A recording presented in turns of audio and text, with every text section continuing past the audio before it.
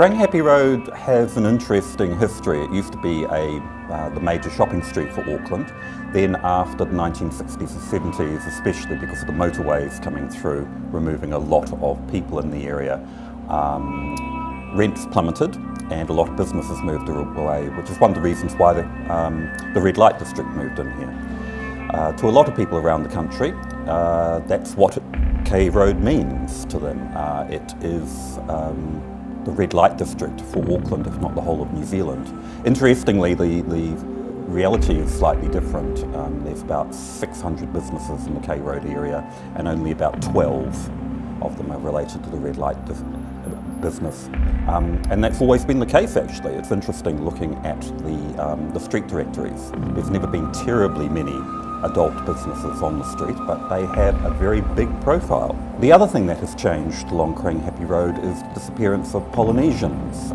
During the 1950s and 60s, there were a lot of Polynesians that came down from the Pacific Islands to work here in Auckland, and they lived nearby in some of the what was considered at the time substandard housing, and they shopped on Karangahape Road and they started businesses selling clothing and especially fruit and vegetables from the Pacific Islands. Most of those people have now moved to South Auckland in the last 20 years or so, which means all those businesses have disappeared from Karangahape Road.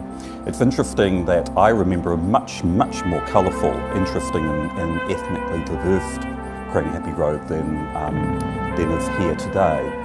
To me, it's already been gentrified a huge amount.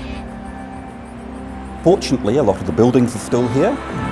One of the great things about the economic collapse that happened in the early 1970s was that a lot of the buildings were not rebuilt.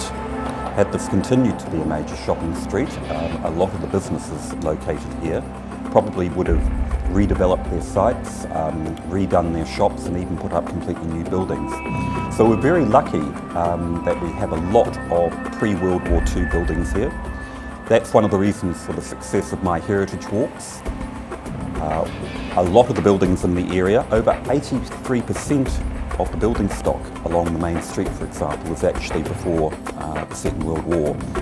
That's different from a lot of town centres, but even here in the centre of Auckland where it's as low as 18%. So the street looks very interesting, it's very picturesque, and it has a representative set of buildings from just about every period of European civilization in this country, every style, every type of building, and a fairly good array of interesting architects' names, some of the most prominent architects in Auckland.